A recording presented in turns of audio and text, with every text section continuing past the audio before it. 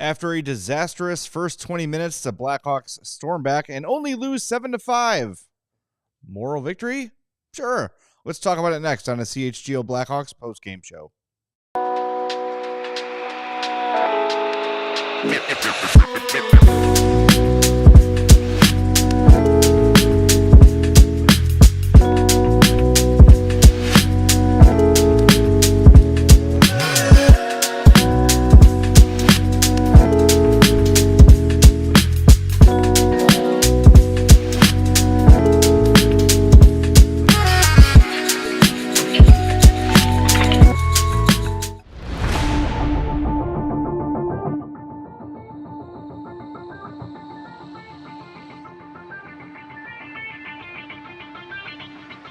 Welcome into the CHGO Blackhawks Postgame Podcast. I'm Jay Zawaski with Mario Tirabassi. Sarah's here as well. Hawks lose 7-5 in Las Vegas, and if you missed this game, you missed a lot. The Hawks were down 5-1 after the first period and did their best to make a game of it, but fell short after a weird puck hits Seth Jones in the skate and goes in. A lot of weird bounces, a lot of crazy crap happening in this game. But look,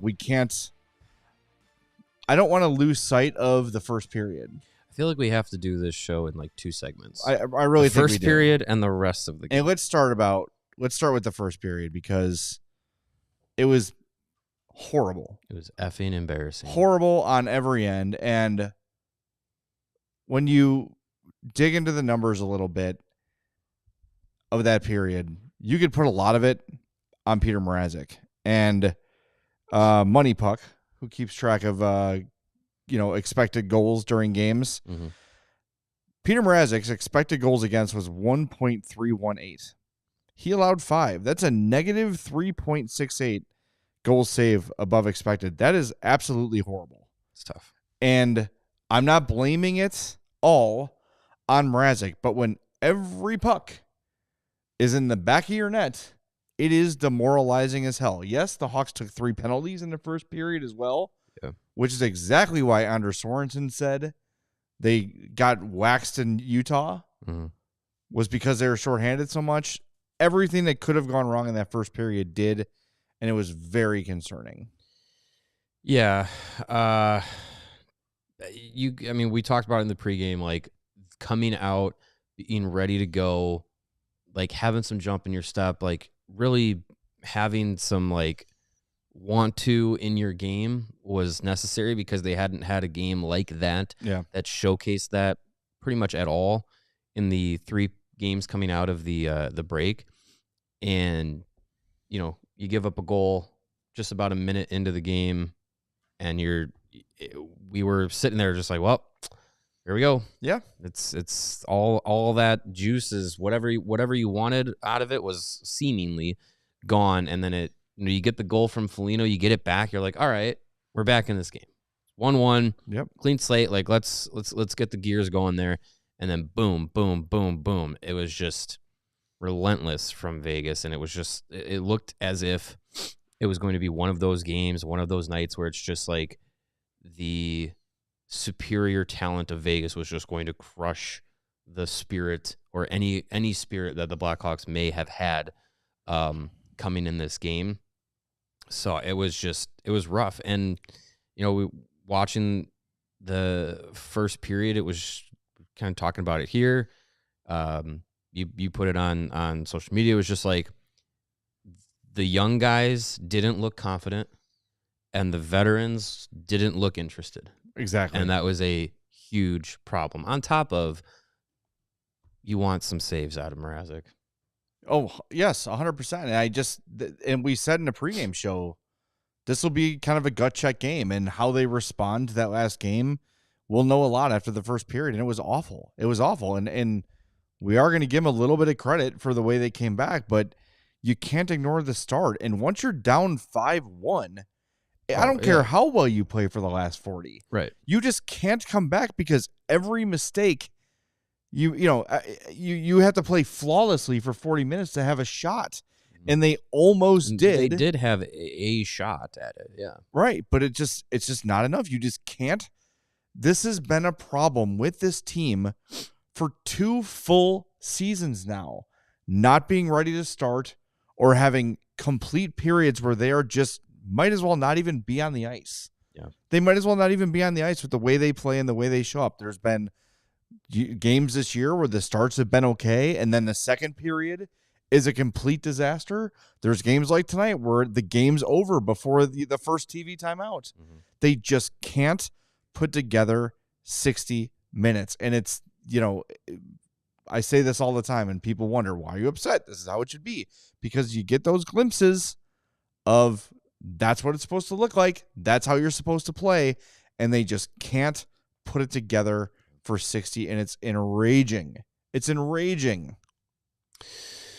Yeah, I think, you get frustrated because even with how this season has gone, you think you'd be numb to it by now, but you're not, because it's still mostly the same guys that was supposed to be a better team than we had seen in the past 2 seasons, and it just hasn't come to fruition.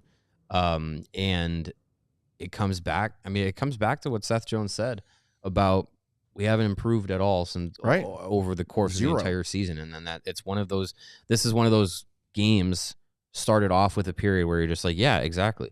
This looks like a fully formed, fully developed, like evolving hockey team in Vegas that is obviously talent for talent better, but like they're at the point now where they've gotten into that gear of the season where it's playoff time. Yeah. And this is a Blackhawks team that, by that measurement of Jones, they're still playing October hockey.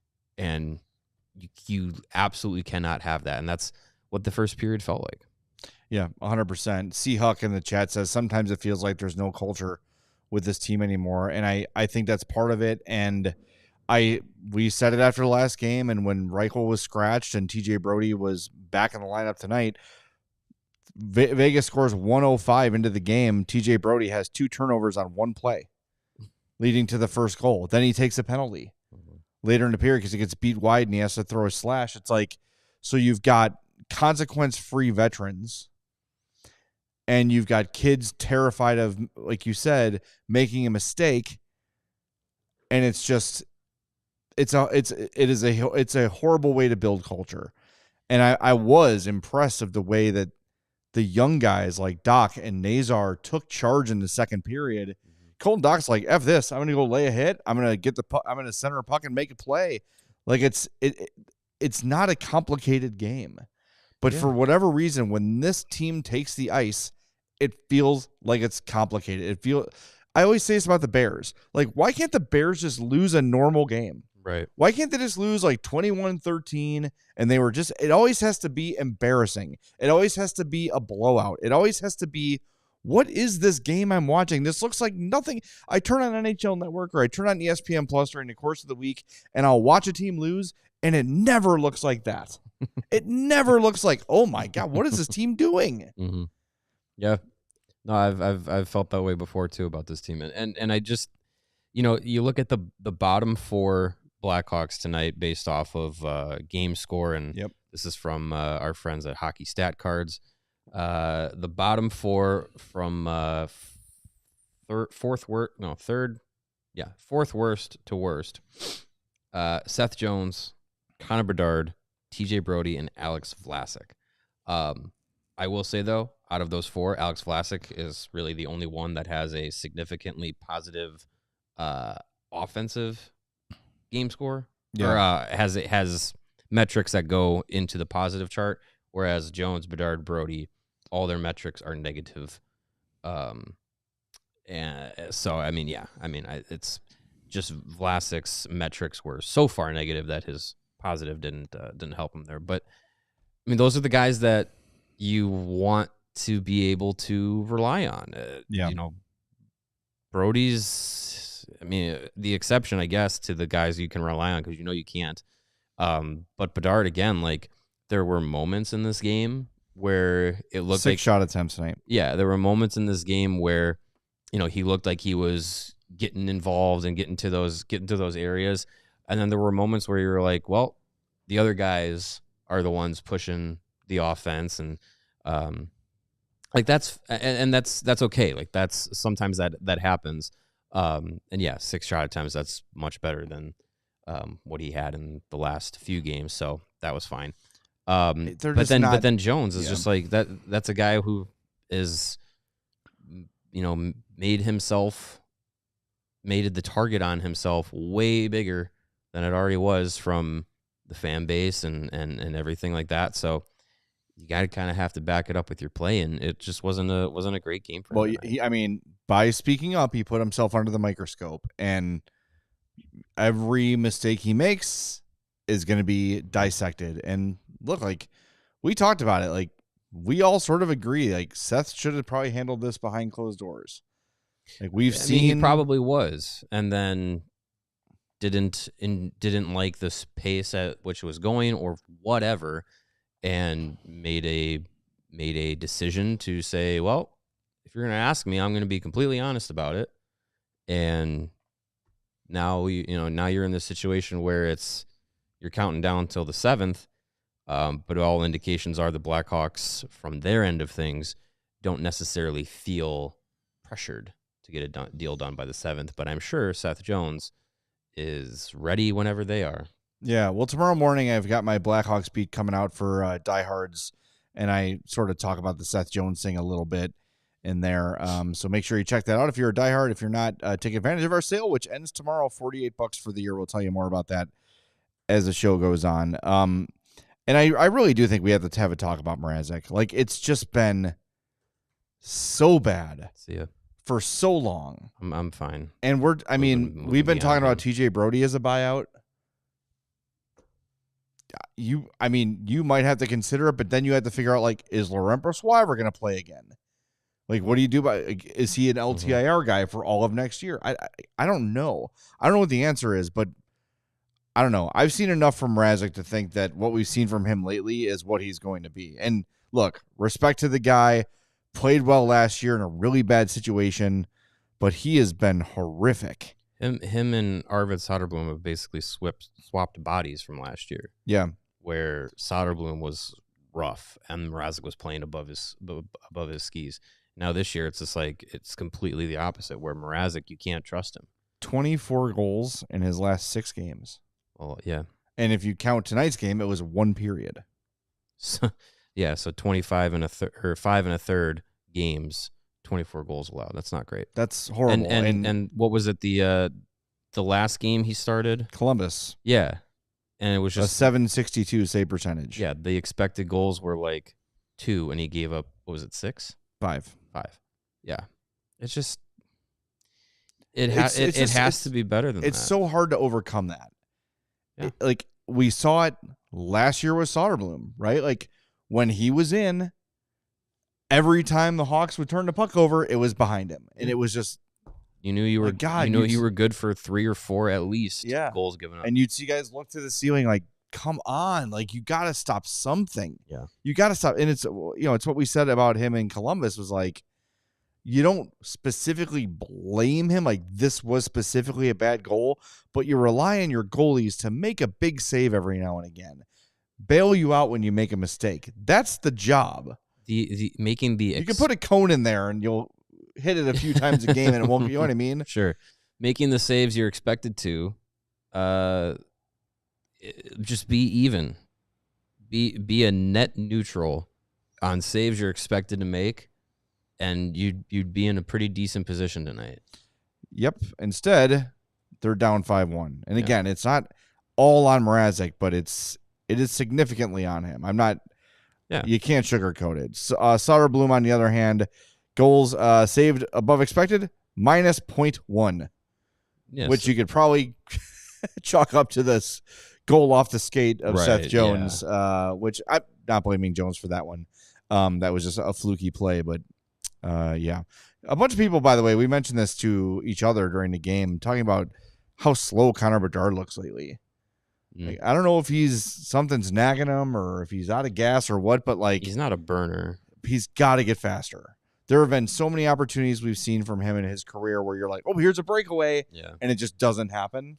Meanwhile, the Hawks' 14th best prospect, Frank Nazar, is creating his own breakaways several times a game just with his speed alone. And Ilya Mikheyev is doing it too. Yeah. Well, I would say for Bedard, like that is something that will come still with some more physical maturity and just working on skating at an NHL level. Like I'm sure he can be able to. I mean, look at Ryan Donato at this stage of his career, in his late 20s, and he's revamping his skating abilities, his quickness, his bursts. Like those can be developed. So I don't necessarily worry about that right now, but it would be nicer if he had a little bit more breakaway speed, but that's never been necessarily his game.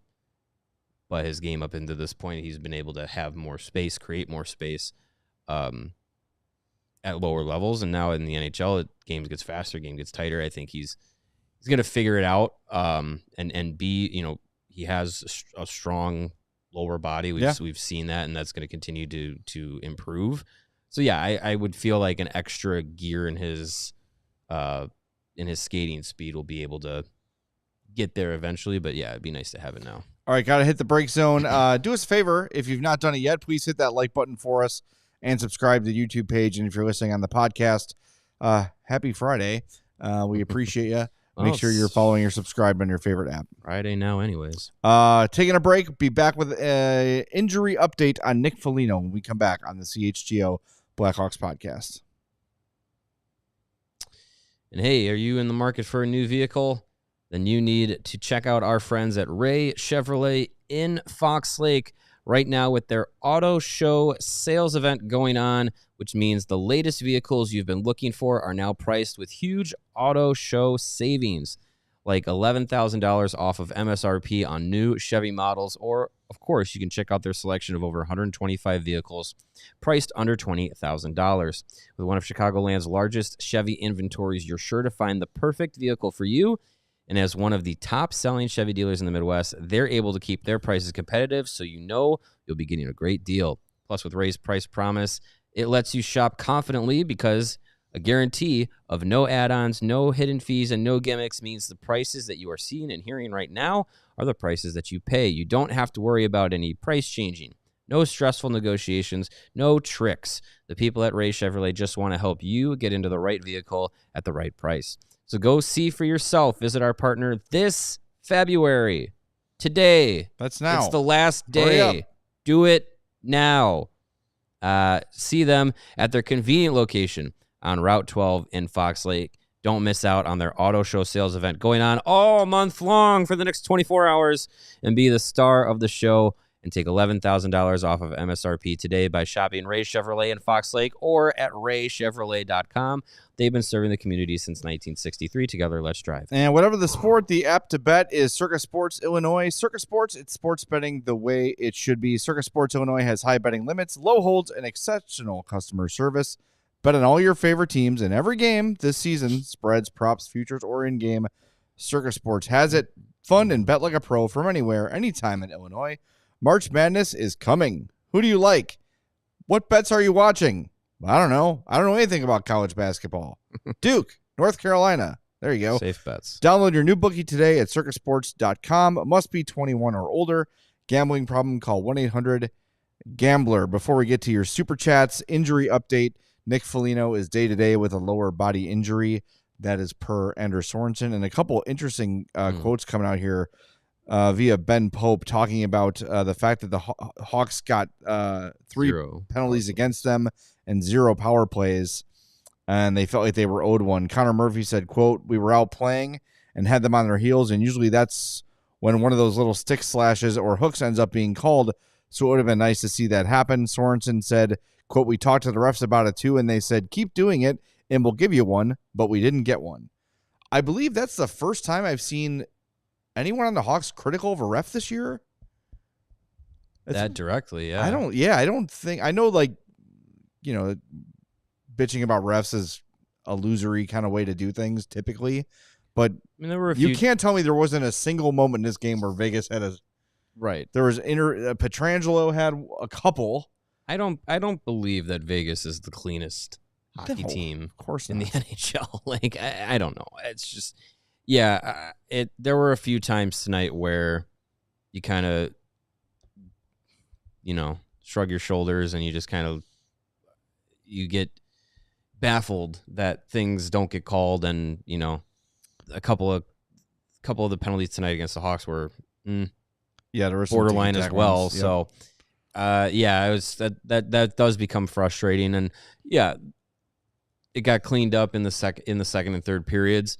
Maybe it was a referees being like, all right, it's 5-1. They've had 3 power plays. Let's stop that for them. We don't need this game to get out of hand. And then, then it becomes, we kind of have to swallow the whistle for both teams. Like that.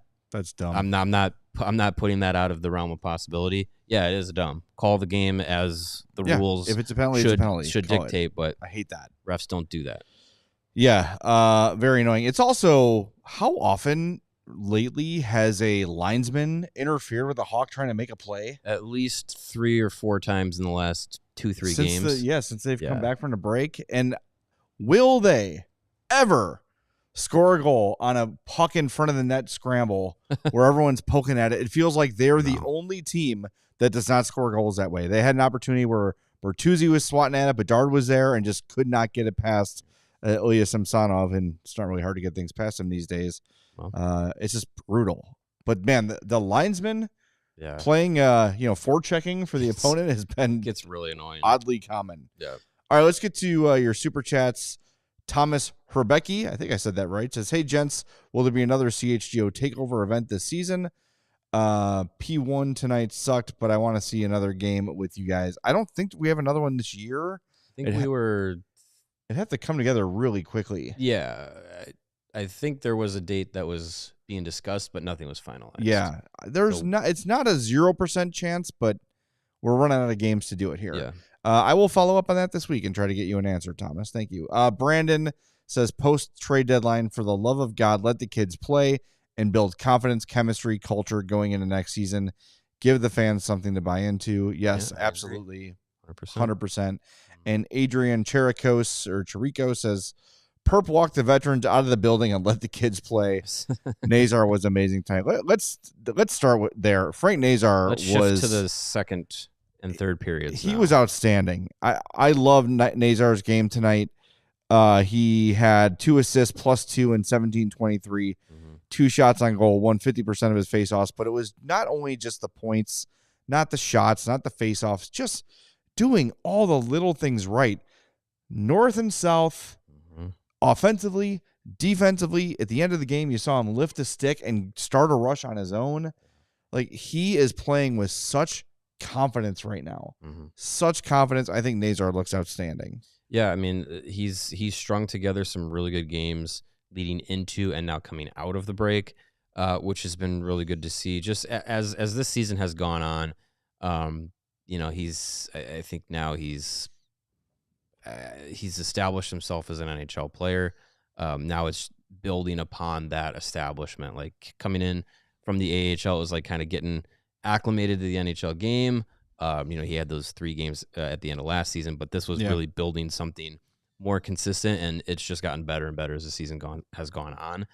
And a game like tonight is like, it's one of those showings of like that skill set that he has, where it's the speed, it's the relentlessness, it's the mind for the game, that can really like put him into that top tier of the league, hopefully, as his career continues to progress. But this was just a fantastic effort tonight, and was one of the guys leading the charge for the comeback effort. And you see that out of a guy like Frank Nazar, you get really excited for what he can do moving 6 forward. points in his last 6 games. That's a point per game. He now has 14 points in 30 games.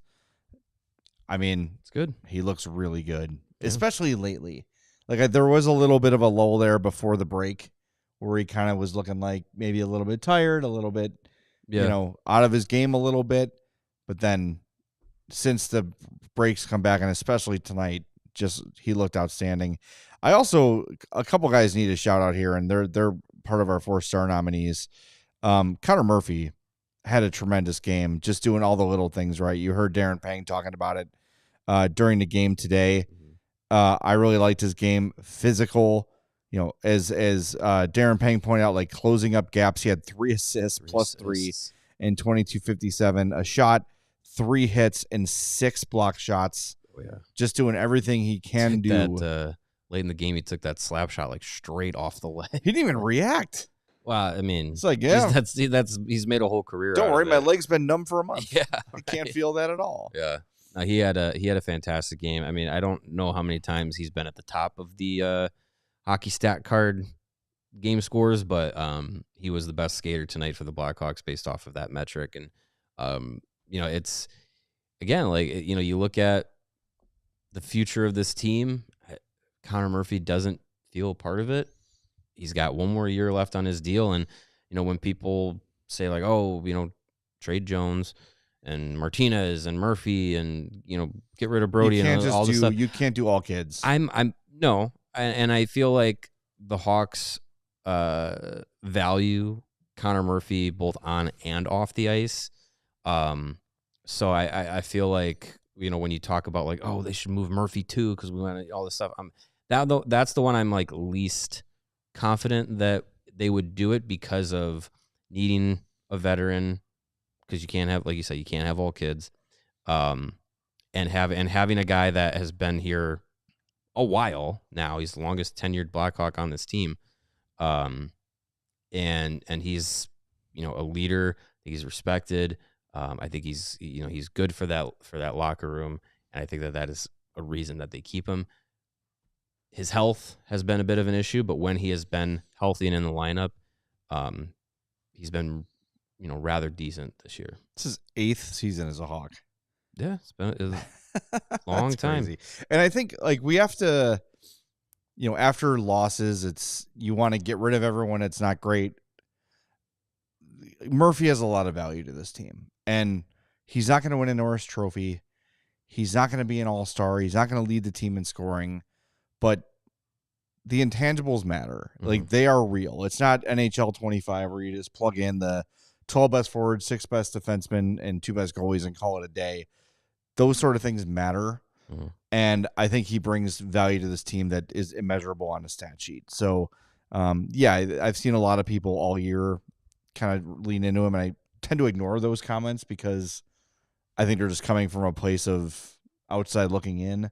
But from guys who are in the room several times a week and seeing the way he carries himself, seeing the way he practices, seeing the way, look, even if he doesn't make the right play, he is doing his best, trying, you know what I mean? Like, even if it doesn't work, mm-hmm. he's in the right spot most of the time. He is trying to do the right thing all the time. And when you talk about culture, Connor Murphy is a good culture player. So I think that, he's got very little trade value as it is. Look, if someone wants to give you a 2nd-round pick for him, you'd be tempted, right? I just don't see that happening with the injury history. So keep him around another year. Let him hit UFA after that. I think 1 more year of Connor Murphy, as this team probably looks to go a little bit younger next year, is a good thing. He's a good guy to have around. So I'm here for Connor Murphy. Since the 2017-18 season, so that believe that's the first season he was with the Hawks. Yep, he ranks 20th among all defensemen in hits since 2017, and he's missed a ton of time. And 15th in block shots amongst defensemen in that same time frame. All right, so think of those numbers, and now I'm going to tell you games played for those years. It's a very, very physical toll that'll have. And like, when people are just like, Blackhawks got to get tougher and hit more and, fight more and stuff. Murphy's a guy that lays a lot of hits. Yeah. He's not like a Maroon or a Radko Gudas or like these big burly guys that like look intimidating, but he plays that way. And he is willing to fight and drop the gloves and stick up for teammates and put his body on the line. Like that's a thing that like points and everything are great, but that's not part of his game.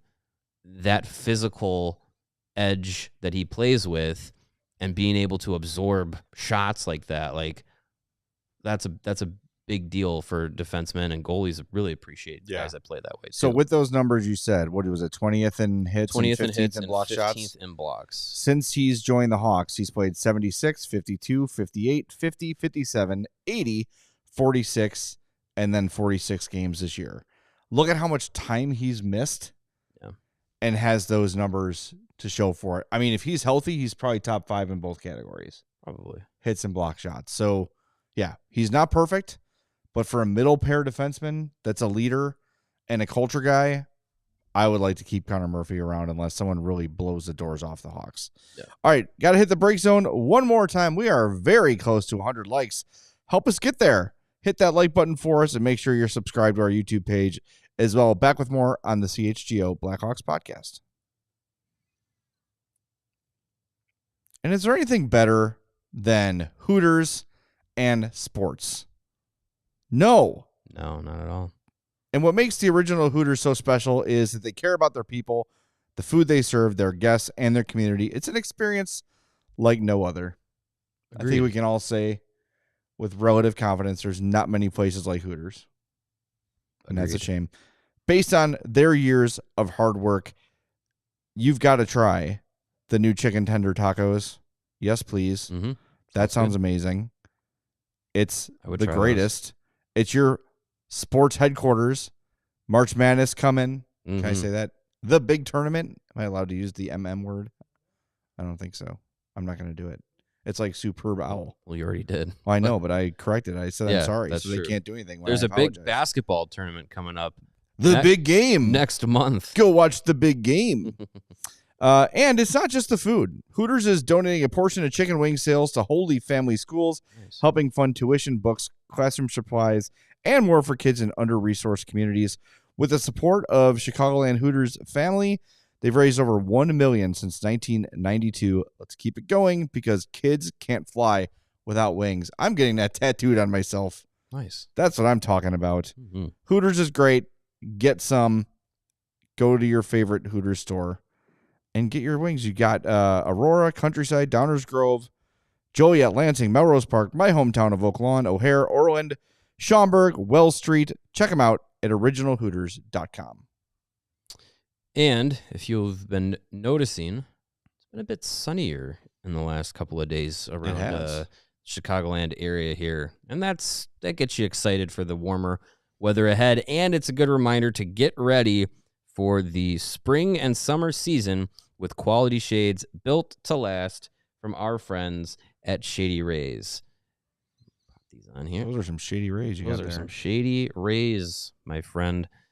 Shady Rays is an independent sunglasses company offering a world-class product rated 5 stars by over 300,000 people. Their shades have durable frames, pretty durable, crystal clear optics, pretty clear, making them the perfect choice for all outdoor activities.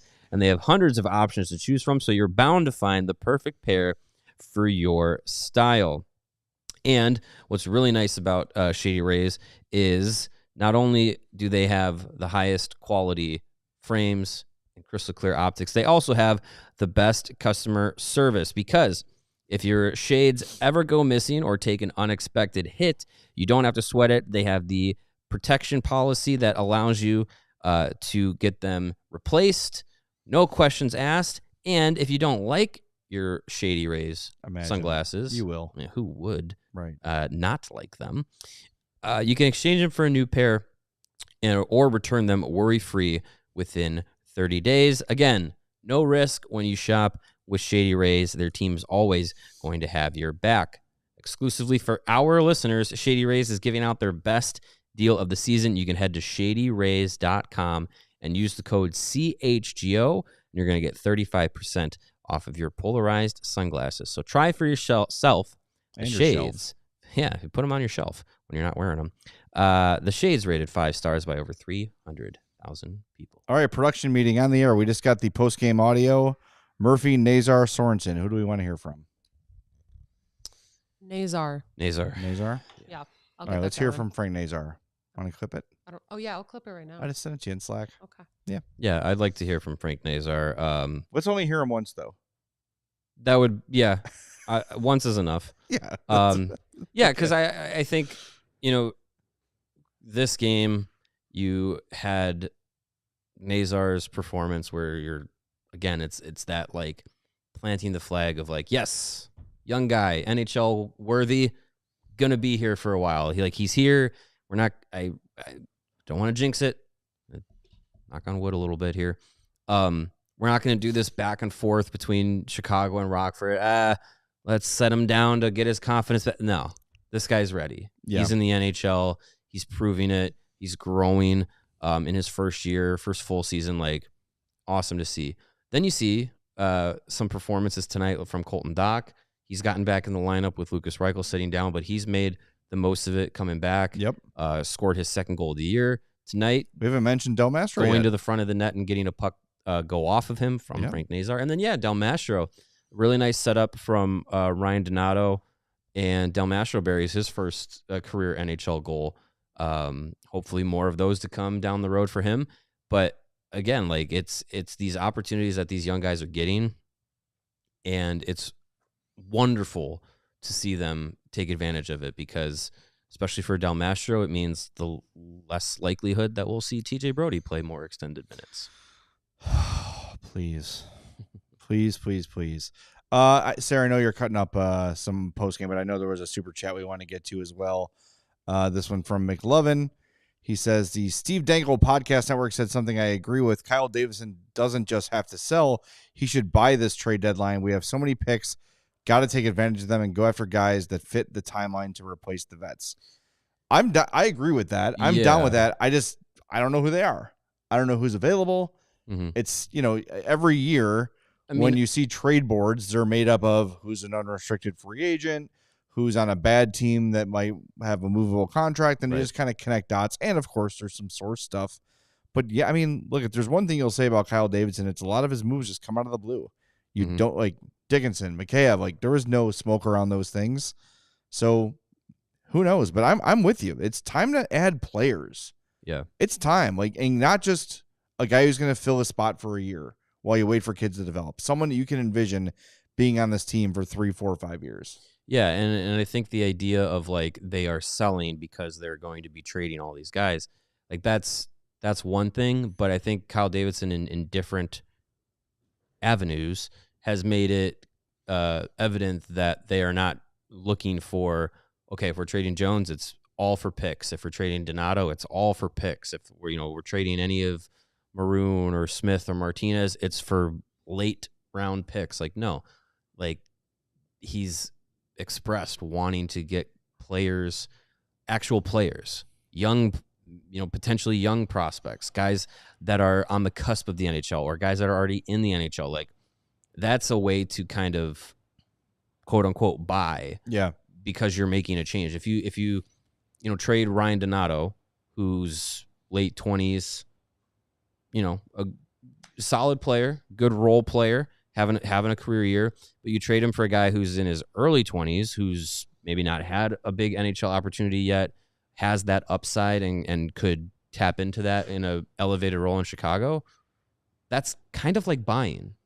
For this team's timeline, that's kind of that's an upgrade going with a person who has more runway in their NHL career in front of them. So if you have that mentality with a Donato trade or a Jones trade or anything like that, where you don't just have to have all picks come back, you can get players that are like ready to make the step into the NHL.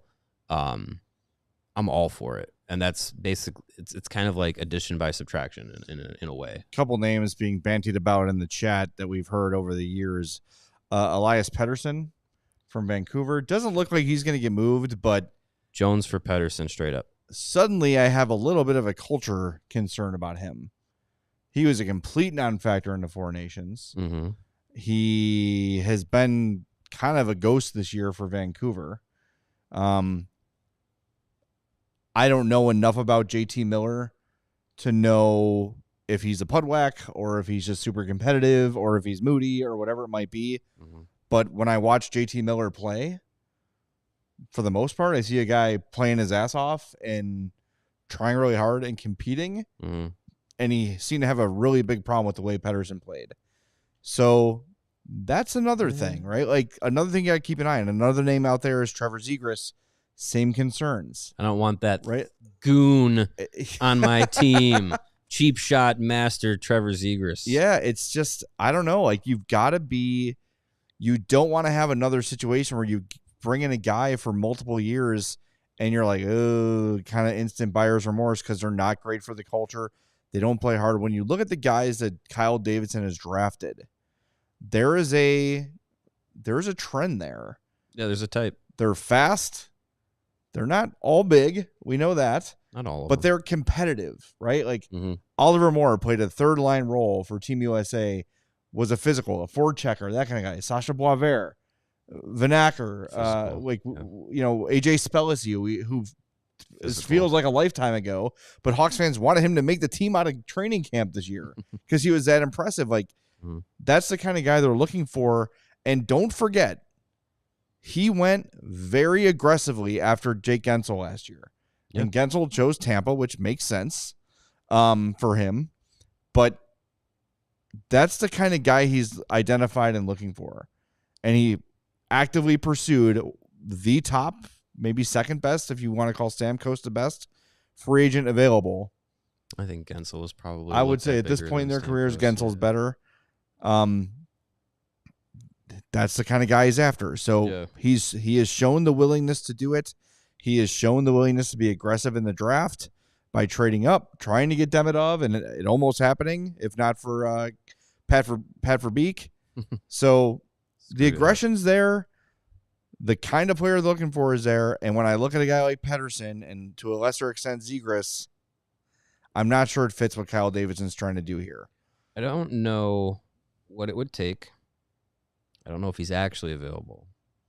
But a name that has, I think in the last 48 hours, been thrown into trade talks by, I think it was Nick Kyprios, Quentin Byfield. Oh my God! Apparently the Kings are like maybe would immediately move him. Yeah, immediately. That would be insane. Who else were they just scratching too?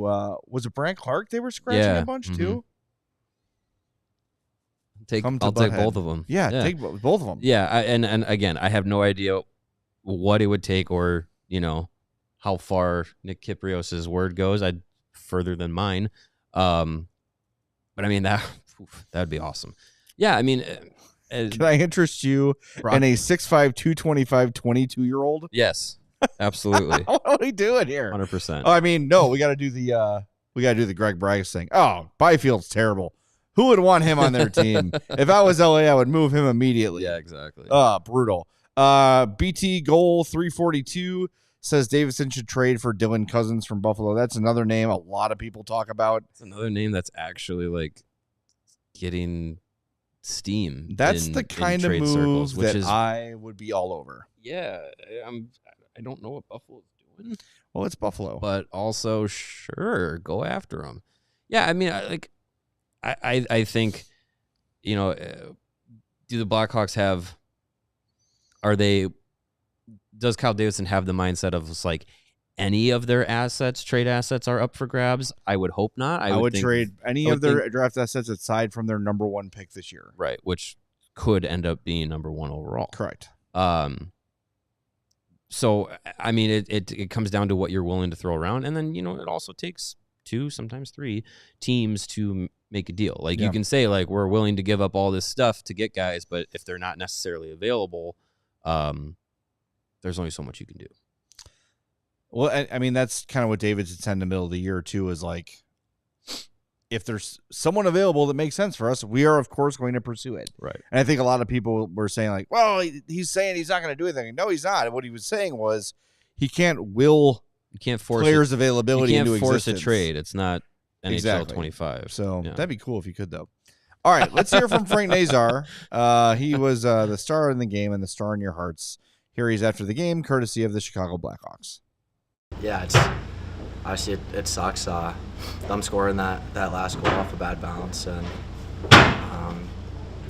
when we're that close and just kind of rolling, feeling good with each other, and happy on the bench and standing up, and then something like that goes in.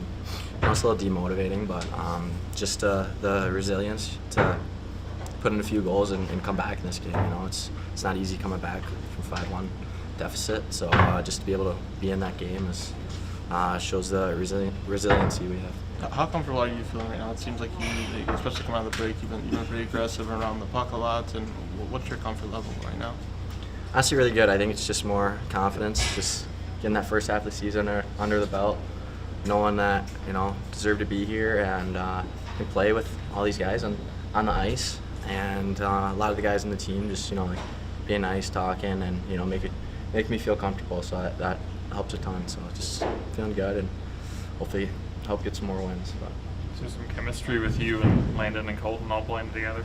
Yeah, we've played together before in Rockford, so it's always good to play with those guys. I know what they're gonna do, know their style and how they're gonna play, and I thought we did pretty well together. Nice with Colton coming back up to help him start the rally with that goal in the second. Yeah, honestly, he put in the work. He got in there on the forecheck, helped us get the puck back, and then goes in there and battles in the net front. So he deserves that. He works his tail off. So real happy for him. Would you like that breakaway back? Yeah, it's close. Just gotta score a breakaway one of these days. It's coming. It's a confident kid, and he should be. He's very good at hockey. Yep. He's very good at hockey. Yeah, it's good to hear him. I know he's got to be like, yeah, it sucked we lost and yada yada, but yeah, he's personally, feeling it. he's been having some good games. Would you say 6 points in his last 6? Yeah. That's it's coming along for him, and that's what it'll take with some of these guys. It'll be faster than others. And look, Nazar turned 21 shortly after getting up here. Earlier this year, it was like mid-January, I think. So he's 2 years older than year and a half, 2 years older than Connor Bedard. Yeah, he's had more time in the development stages at the University of Michigan before turning pro. Portion of this season in Rockford, and now he's gotten to the NHL, and the standards we have for guys like Connor Bedard, like they're high because of the amount of potential that he possesses. Sure. But player for player, in as far as development stages go, he's still behind a guy like Frank Nazar in what he's experienced. Same goes for a guy like Artem Levshinov. Like, he is behind what other guys like Ethan Del Mastro and Alex Vlasic and Nolan Allen have had to go through. So while they're all here at the same time, relatively, it's still going to take some time for all of them to kind of like sync up to being like, okay, now they're all on the NHL playing field and they're all developing, moving forward from there. So it's good to see what can come from those development paths. Understanding how all of them are going to be different is going to be important, because as much as we all want instant gratification, it's going to take some time. And with Nazar, it's just like, as soon as he's gotten that groove at the professional level, he's really been able to sink into it and grow from there. Yeah, and I think when you look at this this game in particular and the frustrating element of it, when you look back at it and you look at who played well, I mean, yep, another subpar game from Bedard, but you had a good game from Mikheyev. You had a good game from Nazar. Had a good game from Tavo, who's got 30 points in his last 29 games. That's pretty good. Slager didn't factor in a score sheet, but was fine. Vlasic, I know his metrics were bad, but eye test he passed. Tyler Bertuzzi had an assist. Ethan Del Mastro with a goal. Colton Dock with a goal. The guys that are going to be here, either veterans or young guys, have been okay. Mm-hmm. They're the ones who most nights show up and give you a decent performance. Then you talk about the Joneses and the Smiths and the Folinos and the Martinezes and, Maroon and Brody. Like, these guys don't matter. Foligno's going to be here. I should cross him out of that list. They're not going to trade Foligno. He's their captain. But those other veterans I named, they don't matter in the long term of this thing. Mm-hmm. And I think that because of how frustrating things have been lately, that people are losing sight of that like this whole thing's a disaster. The organization's a dumpster fire. These short-term veterans didn't work out. The team did not come together the way that Kyle Davidson envisioned. And look, if it happens again, there's going to be a consequence for him. There has to be. Yeah. There has to be. But stay focused. Remember which players matter and how are they performing overall. You still got Wyatt Kaiser, who's been impressive in games. You've had Nolan Allen, who when he's in the lineup holds his own. We've seen a lot of good from the guys that matter in this team. And hey, man, if Frank Nazar is their 14th best prospect, look out. We're talking a minimum 8-peat. Depending on who you talk to, yeah. Yeah, I mean, it's, and I want to, on the Foligno thing too, I think a lot of people are equating the team's struggles with his value as a leader. And I get that, right? Like, I do think that there has been some cultural issues in this team. I don't think Nick Foligno is responsible for them. I don't think we've had him here. We've had him with cameras on, with cameras off. Mm-hmm. What you see from Nick Foligno seems pretty genuine. Yeah. I don't think he's a problem on this team. I know people are sick of it because he says the same things all the time and it's wearing thin, but I don't think Nick Foligno is a detriment to this team at all. And he doesn't work here anymore. I'm not just saying that to whatever. Yeah. I don't think you would include him in that list of veterans that have disappointed. He scored his 12th goal of the season this year. If you get that out of a 36-year-old in a bottom six role, you're pretty happy with that. Yeah. I don't. Yeah, I agree. I don't really lump him into what I would say are the biggest problems. But I mean, I think this was, his role was to, be the head of the locker room. Yeah. And be able to, get something out of the group as a whole. Not just, being a mentor to the young guys, but also being a respected guy, a great teammate, someone that, I mean, everywhere he's played, I feel like teammates and organizations and fans all say positive things about him. He's been a captain several times in his career. Yeah, and so I feel like all of that has been good, but I feel like there is something to be said where you're in that role, and you are, even before he was captain, he was in that role basically with this team, and that's a big reason why he's here is kind of trying to be one of the leaders of building that kind of culture. And, as far as the mentality of like being a professional and knowing how to prepare and get yourself ready physically, mentally, all that stuff, how to take care of yourself. Like that's all stuff that he can do for the young guys. But I think for the NHL group, like it just feels like with him kind of being that vocal guy, the face of the team, basically, from the face of the leadership group, it just feels like the culture side of it, the identity side of it, it's just hasn't lined up, and it does line up with him being in that role. So I'm not saying like it is Nick Foligno's fault that this team is not, producing or performing or anything like that. But I think when you look at the veteran group, like it's part of it. It's Kyle Davidson put together a veteran group of guys that should be able to, provide those examples of how to prepare and how to be ready to go and how to keep a group together. And it just seems like outside of the young guys, like some of that just hasn't really translated. And, the results on the ice don't help trying to have that culture in everything, as we kind of point back to the Sharks. Like they have worse results than the Blackhawks, but it seems like their group is having fun at least, or they're at least a little bit more together. So I think moving forward, you're gonna have a change. It's absolutely coming with the group of young guys that are coming up.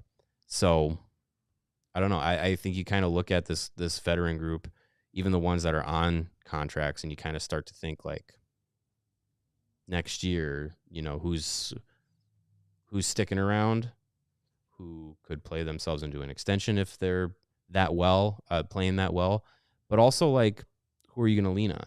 Who do you want to, be more vocal for the group? Do you want Frank Nazar talking more next year? Do you want it's time for kids to step Landon up. Slager talking more next year? Do you want I want to see Vlasic talking more do it. next year? Like I think that's a conversation to be had for, who's going to start to be the identity of the team. I want to correct something in chat, by the way. Blackhawks 444 in the conversation about Foligno said that he didn't dress for the Bruins playoff run. He dressed in all 7 of their games in 2021-22, so that's not true. Yeah, he did. He played every playoff game they were in. Averaged 10 minutes a game, which is what you do on the bottom 6 of a contender during a playoff run. Yeah, but he was on that team. He was on that team and played every game. I think Vlasic is a really great option to step into that leadership role. He is the oldest of the young players. 23. Yeah. He carries himself a lot like Connor Murphy. I see a lot of similarities there between those two in terms of like kind of personality and the way they're thoughtful in the answers and just kind of the way, even just like the mannerisms and the way they talk. They're both very kind of level-headed, not too high, not too low. They're just very even keel players. And I think that ultimately Vlasic will be a better player than Murphy, probably is already. But I think that Vlasic is such an easy candidate to step in that role. And if they trade Seth Jones at this deadline, I would love to see Vlasic get his A on his sweater to just start that message right away. Just get it. Just, all right. You know what? Seth Jones is gone, or I don't know, maybe they trade somebody else with an A, probably not, but whatever. Or maybe just do it anyway and just make that announcement to the team that it is now time for the young players to step up and lead. Just give somebody an A. I was going to say the other one would be Jason Dickinson, but he's out with his injury still for 2-3 weeks. So, yeah, I mean, you could do it.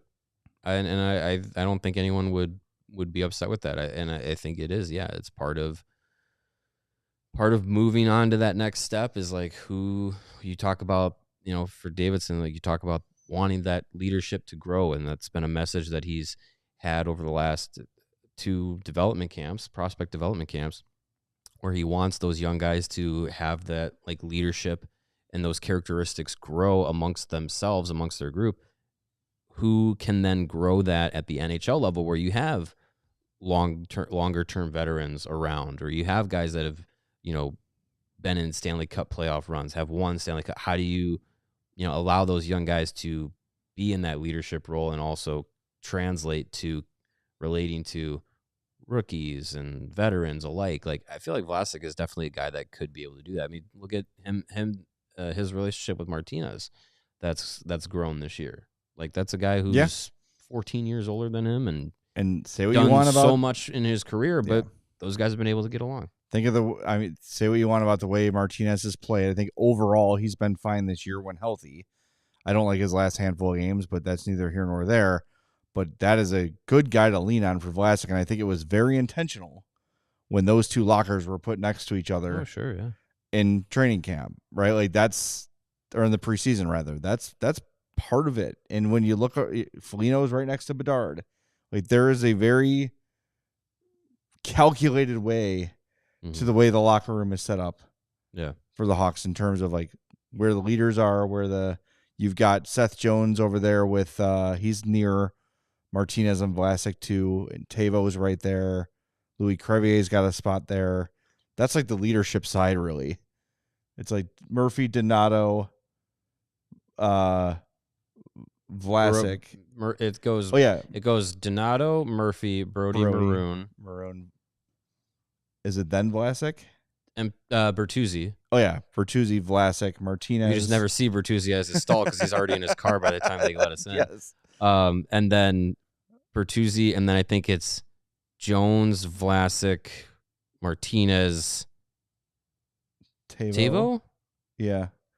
And then Crevier? And Crevier. Yeah.